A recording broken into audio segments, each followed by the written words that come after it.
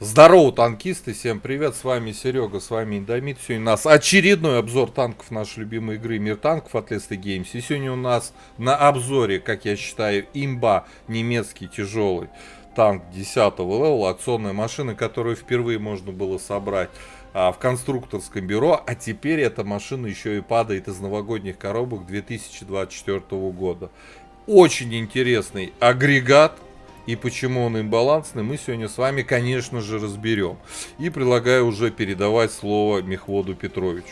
Погнали. Итак, господа, Collision модель нашего Kampfpanzer 07 PE.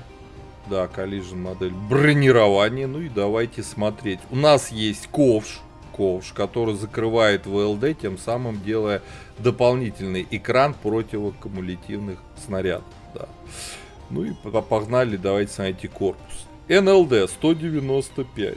Вот в такой проекции. Нижняя часть рикошетная, там всего приденки 126. Если танковать от переда, ребята, 264, 270, даже танкуя от переда вот под таким углом, вас по сути и десятки на обычных типах снаряда, конечно, пробивать, и девятки, понятно, не будут. Голдой будут, но уже приятно иметь такое НЛД. Касаемо ВЛД, 296, 280, 280, 280, 300, голдой. Если только голдой и повезет, бронепробитие пройдет, пробьете. Но опять же, какой голдой? ББХ или биподколы, камули. Здесь совсем все будет по-другому из-за ковша. Камулями не, так сказать, не ковырнуть. Касаемо башни. Башня у нас очень интересная. У нас кругом все завалено. Давайте смотреть. Основная бронеплита 300. 300. 500 рикошет, 500 рикошет, то же самое, 300. Очень крепко, очень. Верхняя планка 45 мм по правилу 3 калибров, только от 135 мм сюда можно закидывать. Лючок 132. Вот ослабленное место этого танка. Но он маленький, он достаточно узенький, и в него сложно попасть. Касаемо маски орудия. 328, 360, 800, 900, 300, 586, 600. Маска невероятно крепкая, вокруг ствола кругляк 320.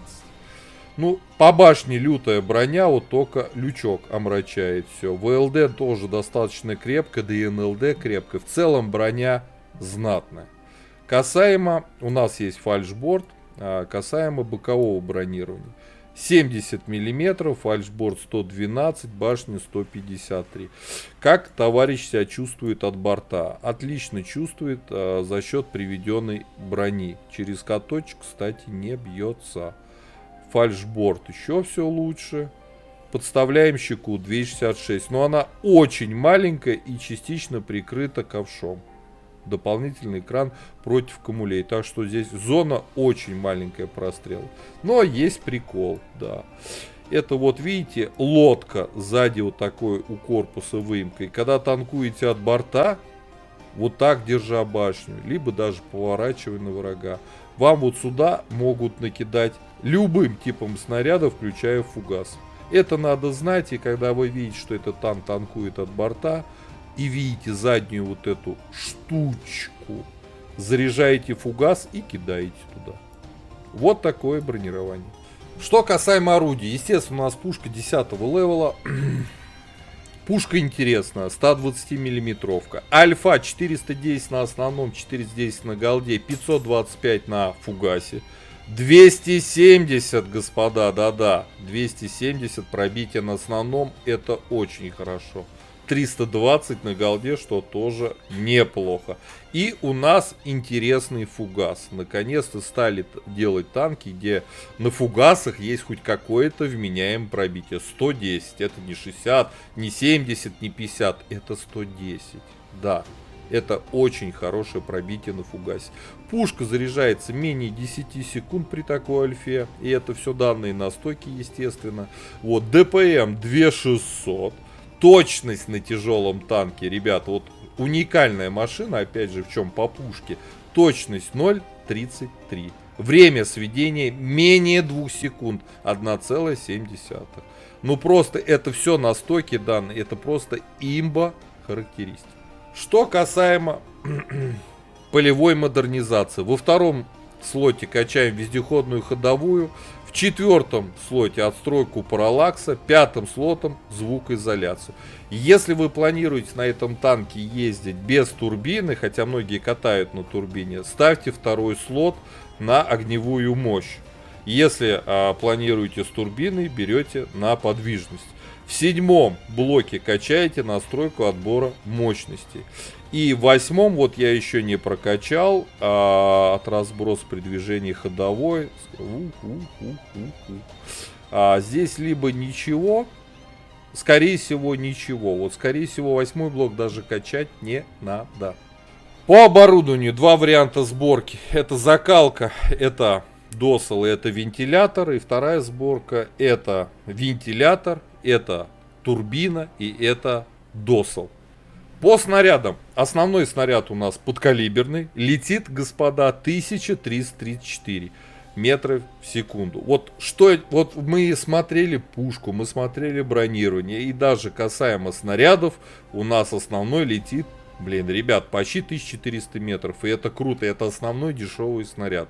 Голдовый снаряд у нас кумулятивный. И скорость полета тоже приемлемая, 960 метров в секунду. Фугас с жирным бронепробитием летит тоже быстро, 960 метров в секунду. По снаряжению ставим ремку, ставим аптечку и автоматический огнетушитель. У нас 5 членов экипажа, у нас 2 заряжающих. Перки наблюдаете перед собой в таблице.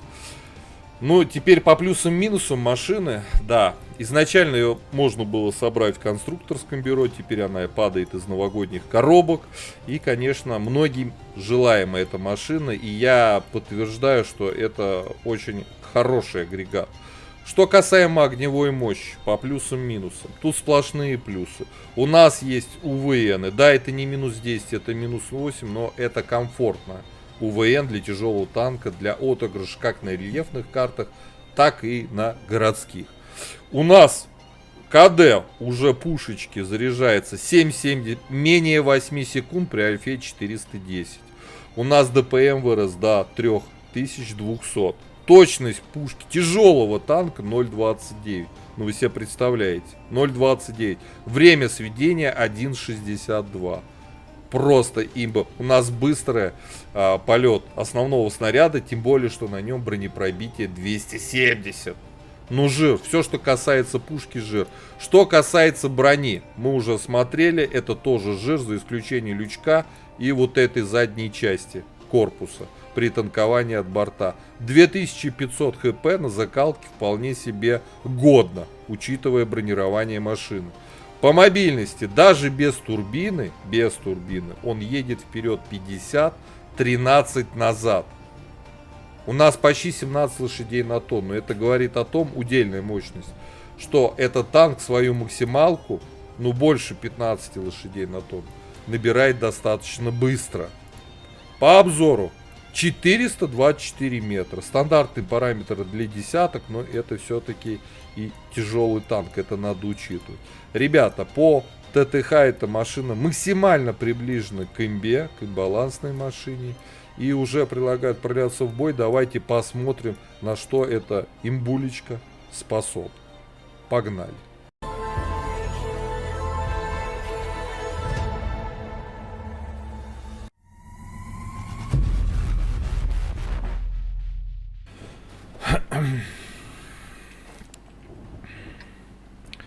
Так, господа, у нас обзор боем КПЗ-07 ПЕ.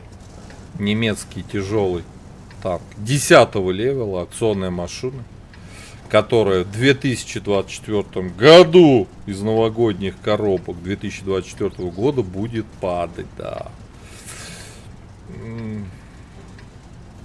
Попали к девяткам.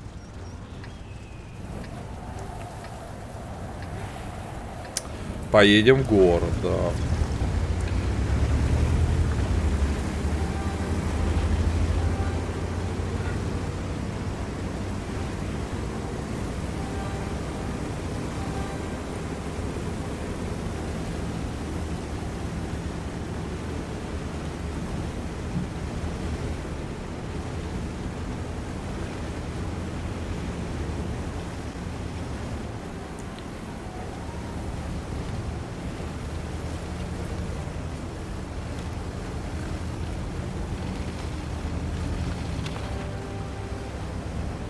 Так.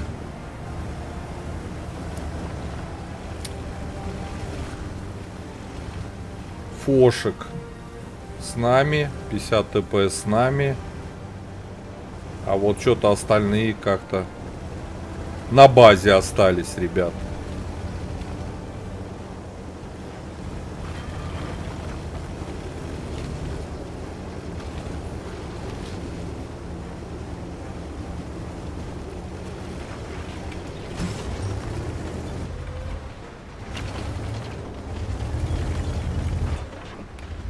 Ты пролетел, дедулечка-то.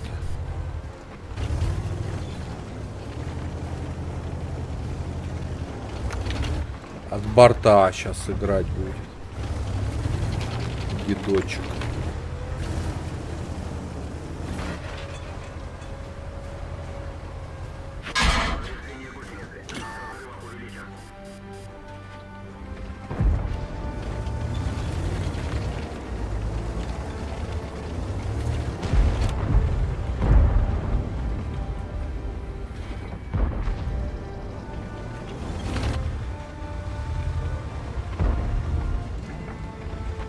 Там Фошек его, да, теребит.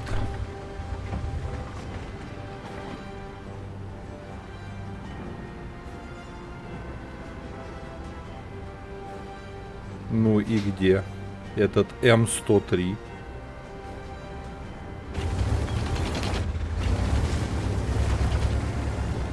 Лагает.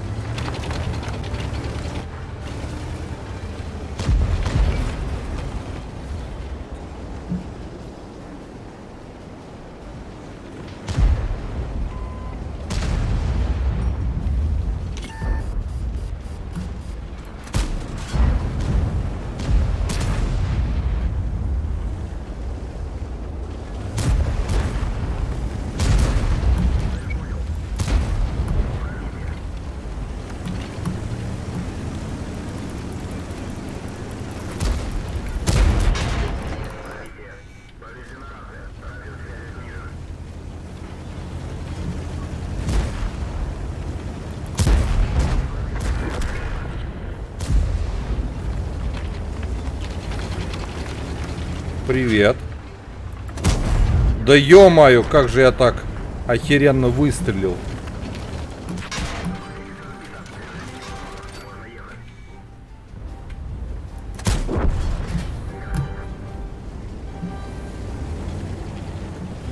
Ну такое себе, что-то я тут понаисполнял.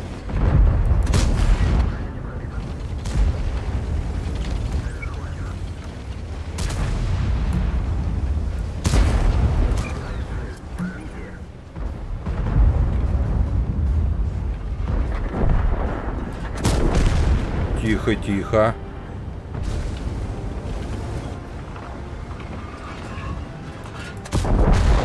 Ух, мы ему бэкап взорвали.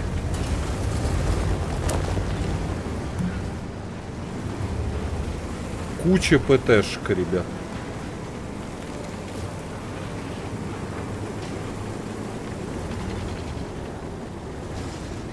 Куча ПТшек. Бабахи всякие. Ну вы посмотри, что происходит. Страшно ехать.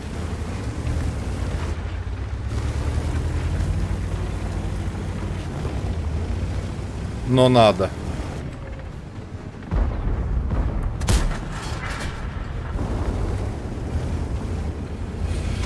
Ай-яй-яй-яй, 2К.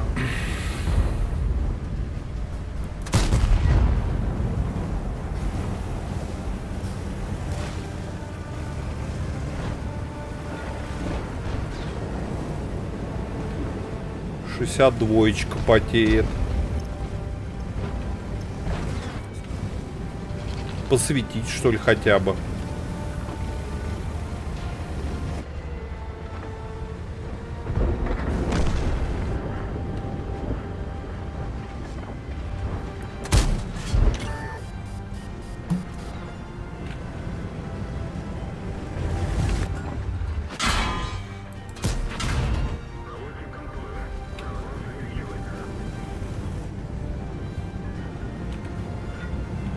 такое.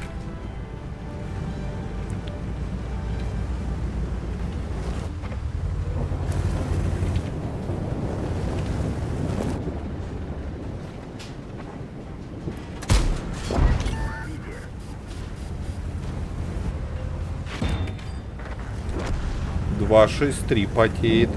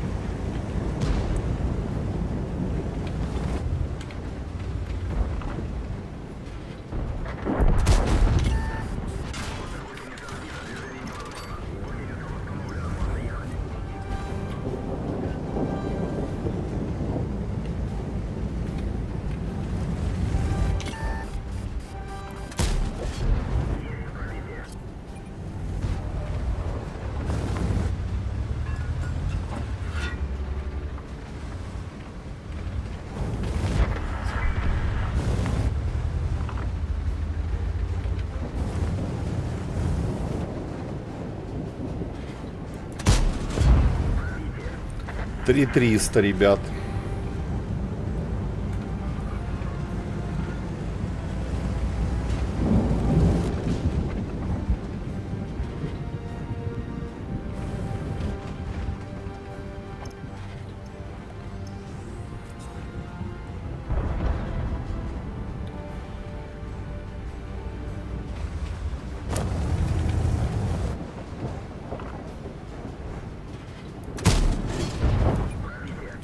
Есть. Тихо, тихо.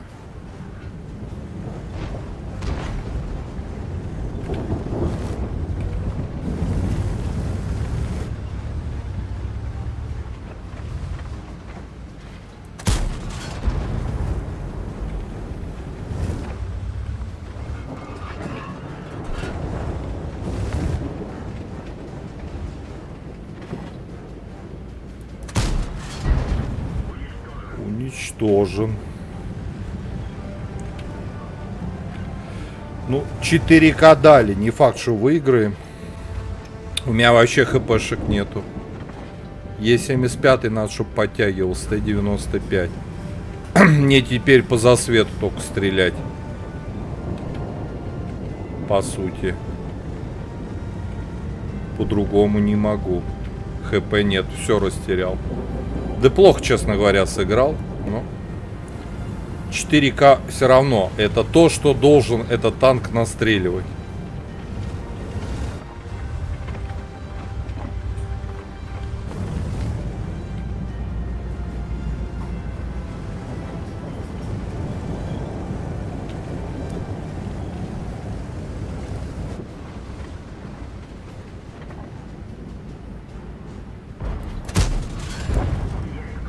Есть пробитие.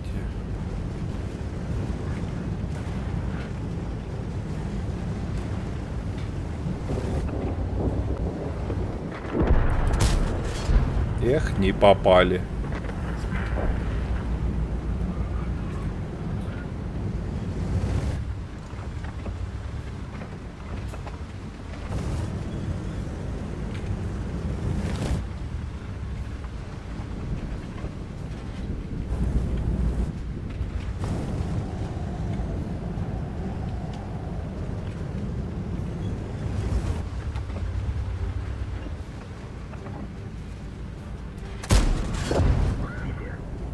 Пробитие.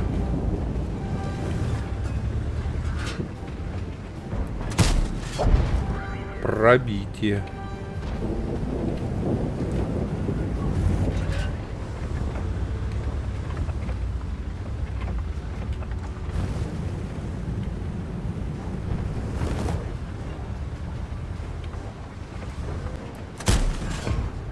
Попадание.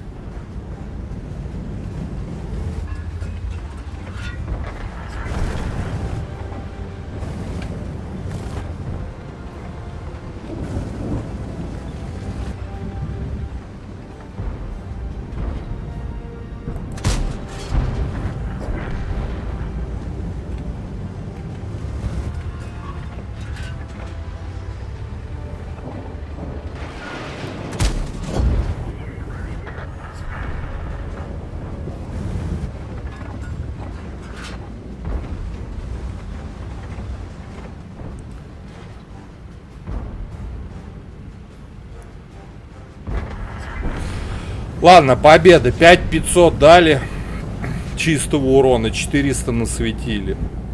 Итого почти 6к сумма. Ну да, там 5900. Нормально.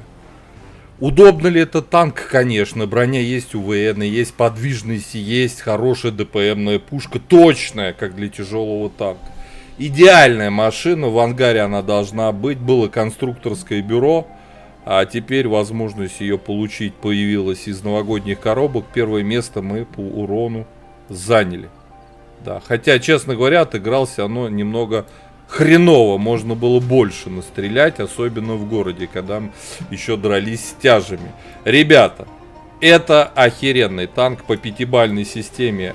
Ближе к 5, 4,5 точно есть. У кого есть в ангаре, пацаны, пишите свое мнение о этой машине. Я его называю почти имбой. Близко к этому. Потому что танк может. Вот, танк может. Пишите свои комментарии, у кого есть эта тачка, какое вы используете оборудование. Я вот катаю, я знаю, его многие катают с турбины, я катаю с закалкой без турбины. Так-то можно было поставить бы вентиль вместо закалки, досал поставить вместо вентиля, поставить второй слот полевой модернизации на мобильность и всунуть турбину. И он будет просто люто, как СТ-шка, еще и представляете себе тяжелый танк с подвижностью СТ. Вполне себе можно сделать. Подписывайтесь на канал, прожимайте лайки. Я эту машину всем советую. В ангаре она у вас должна быть. Всем пока, до скорых встреч.